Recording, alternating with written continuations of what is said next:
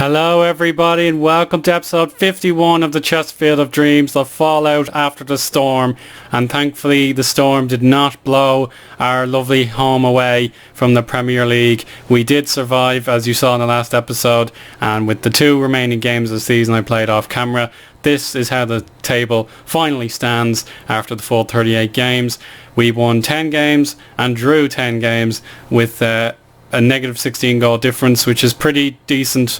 Getting the exact 40 points is a terrific achievement in the first attempt, but unfortunately Derby, Hull and Norwich were well off the pace and it didn't really make it such a challenge after all. But if you want to look back at the history, you can see in the past 40 points was absolutely critical to survival, and in one case it wasn't enough. You can see here Southampton got 40 points and still got relegated, so it just goes to show we were kind of lucky in one regard, and but we did earn our spot, and I think we do deserve the credit you guys have been giving me, and I'm really thankful for that. So we'll have to continue the good work from next season on. The finances are incredibly healthy. We have 51.5 million euros, and that will go no doubt into the players because we've 31 million euros spending money, and the wages are very good as well, 225,000 per week as I have it at the moment. But there are other things that you need to keep in mind. We'll first check out the stadium news. Let's see if it's still in my archive. Where would it be? Right, yeah, stadium expansion plans announced. So we're going to have not one expansion in a season, we're going to have a second expansion. We have 7,567 seats being added to the Pro X Stadium, so that'll take us up to about 19,000 overall, because we started out with 10,000, got up to 12, and then we're going to move on to the 19,000 mark, but that's going to take a full year to complete, so we'll have to move out of the Pro X Stadium and move to this ground, the Don Valley Stadium.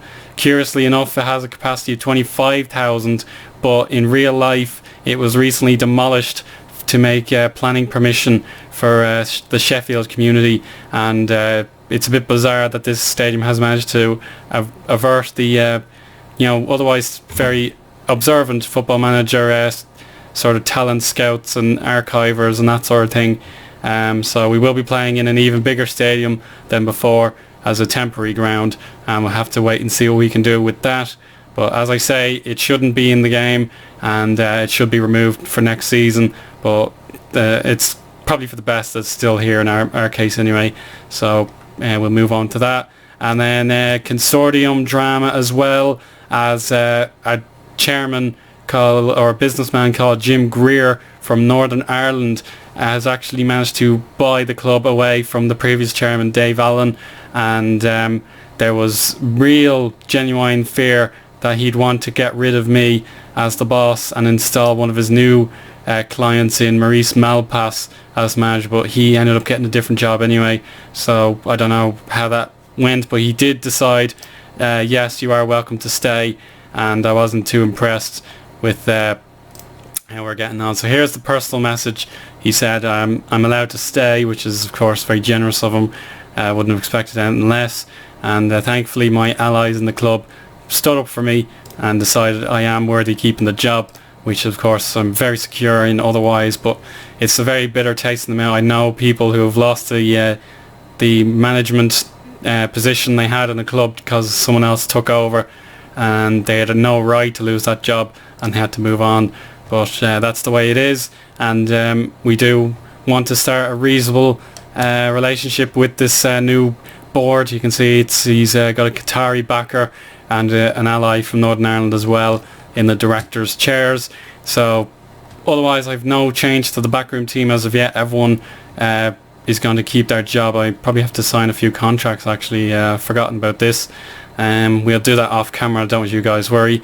And what else am I going to say? Yes, of course, you want to know how the squad got on overall in those last two games, and here they are. 2-2 against Sheffield United. Dreadful first half. We gave away 2 cheap goals, but we got our act together and managed to sneak a 90th minute equaliser through Adam Armstrong. And then Chelsea, we did get a result against them last time, but they were too good, and they secured Champions League football through Dragovic and Diego Costa in the second half. So we wave goodbye at the Proact Stadium for a brief time, but we will be back very soon. I've absolutely no doubt about that. The plan and permission will hopefully go ahead, and we will have the new improved ground to play in. But now let's just move on to the squad. I'm actually going to use this. I've never seen it before. It's the stats little thing. I've generally ignored it, but let's just have a look anyway. So overall, the goalkeeper Linus Muller made the most appearances and was man of the match once with a 6.84 average rating. He did a very good job, and the moment where Jakob Brynne was injured was probably a defining moment, as I had to act quickly, and we really pulled the coup here. It's a difficult search, but thankfully we got him from Rapid Vienna for just €1 million, which is vital. Paulo Valagusa on loan from Inter Milan. What a signing he's proven to be. He's getting on now, but absolutely grateful for this man. He has no knowledge of the English language anyway. He still doesn't, but it didn't bother him a bit. But one thing I do want to think about is trying to get him in on a permanent basis. He's got one more year in his contract, but his wages are astronomically high. I don't know how we're going to pay for them, even with the healthy projection for the club. It's just way too much, and he's going to have to take a severe cut if he's going to stay. But I will make an effort. There's no question about that. I will make one defining effort to get him signed, and if it doesn't work, it doesn't work. The third best played player was Brian Lenihan. My signing from Aston Villa did a great job, and he's being touted to leave to go to Cardiff, but that's very unlikely, as they're not, they're only just promoted, and we're, a year of experience behind our belts now. Fourth signing again, it was Kostas Trantafylopoulos, getting a 6.85 average rating there, and he's made 30 appearances, scoring 2 goals, and was man of the match once. Sean Kavanagh, the first player at the most appearances that I had at the club previously. He was absolutely incredible. Really, really impressed with how he's done this season, and I thought the Premier League would be a bit of a jump up, but he's actually had his best ever season in his third year at the club. He was absolutely terrific. Yairo Mesa, we already know about him, 18 goals and 4 assists and 4 man of the match performances. His value is actually dropping, but he's still got a lot of years to serve on his contract. So if someone wants to bid for him, they're going to have to ship up big cash to get him out with the club. Loftus-Cheek was very average, but then he found his mojo and got some good performances for the club, such as that one against Liverpool. You would have seen at 7.2, and he got another 7.2 against Sheffield United. So he's starting to pay dividends, and I'm really proud of Ruben getting a great season. Stephen Kinsella's contract does not expire for another 2 years, so we might have to buy him directly from Everton if they're interested in selling. So he might go for cheap, who knows. But he had a very slow second half of the season after doing so well in the first half, and he made 26 appearances overall, most of them in the league, of course, but can't really blame. Ronnie Pinho had an injury spell, didn't do too magnificently, but can't really complain. Brian Boring, 5 assists, and he's still only 18. That is fine going, but he's failed to score for the club, which is nothing to be ashamed of. I hope to see more of the Dane next season. And Kenji Gore also making more than 20 appearances this season. And then down here you can have a mixture of Dial Fry, who's very good. Alex Pearce, he'll be leaving. I don't plan on keeping him, even though he's got another year in his contract. We'll see what we can do. Matthew Targett was unlucky, but he did okay when he was needed. Tom Bertram, he was injured, but he made very important contributions, such as the 2 goals and 4 assists. Adam Reddington, 2 goals for him this season, and he was pretty good, but he didn't get to play as often as he'd like. Matt Doherty, he wants to leave the club, and I think he'll get his wish, but it's a real shame. He's been a great servant from League One up, and without him I don't know where we'd be. He's just not really up for it this season. Poor in the league, but decent in the cups, so I think it's best to let him go. Lee Griffiths, as you'd know, he had an injury nightmare and only scored 1 goal, but the legendary status is still very much alive for Lee Griffiths, and he's going to have to relinquish his run of being player of the season, but he will stay, but I don't know what I'll be able to do with him, as we need another striker, I think, next year.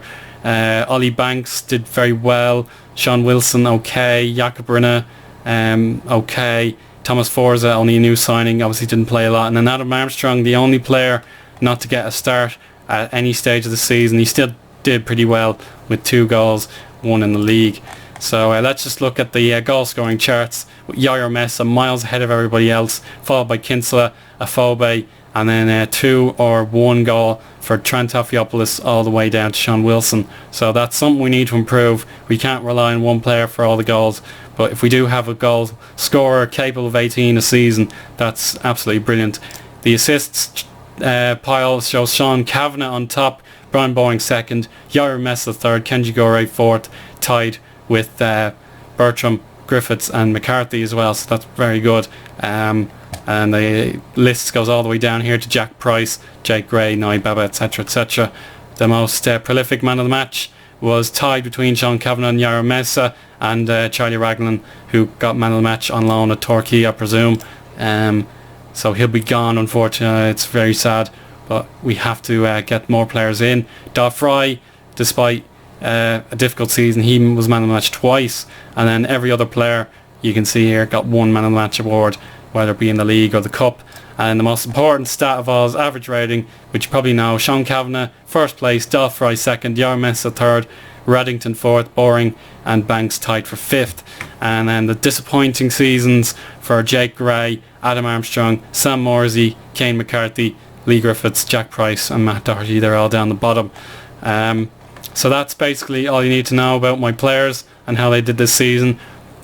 I'll be selling a lot of them on, but I don't know who I'll be bringing in next season, since we have the cash to spend, but we have the limited player registration, of course. I had difficulties with that, so we're the biggest changes I'm going to make are definitely to the midfield. Jack Price and Sam Morsey, I'll be selling them on. Jake Gray, I'll probably sell them on, and Regan Booty and Kane McCarthy probably be gone, but we'll see who else we can bring in there. And then centre back, we need to get rid of Alex Pearce and Charlie Raglan. They'll be gone. I don't know who else I can get rid of. Maybe someone else, I don't know, but I'll be retaining 3 of my wing backs anyway. Target, Sean Kavanagh and Brian Lane, and they can all stay, but I don't know what I'm going to do with the rest.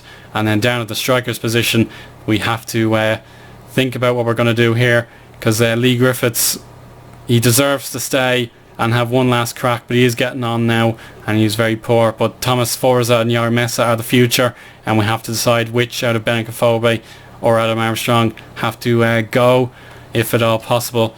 But that's pretty much the meat and bones of this episode, guys. I really want to say thank you for another brilliant season. You made it so worth it, and I hope the increase of live comms and the more importantly the more important base sort of report episodes got the blood pumping, and we'll have to do it again all of next season. The FA Cup went to Manchester United yet again, and Chelsea were the Capital One Cup winners, so that's fair enough. But for the Premier League, this is what you want to see, and we'll hopefully do an even better job next season, possibly challenging the likes of Tottenham and Everton. We could have caught them with a few different results, but I'm just so proud of how the guys did.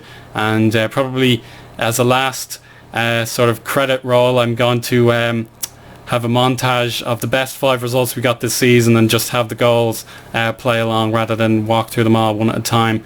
But until then, thank you very much for watching, guys, and we'll see you for the next season. That'll be season 7, I think. Let me just check it out. My history, job history. So here it is. This was my 4th, 5th, 6th. No, this has been my 9th season. Good grief, can't believe it. So what a remarkable rise for the Spyrites, and we'll see you next season. What should be another fantastic one, and until then, we'll speak again soon. Goodbye now.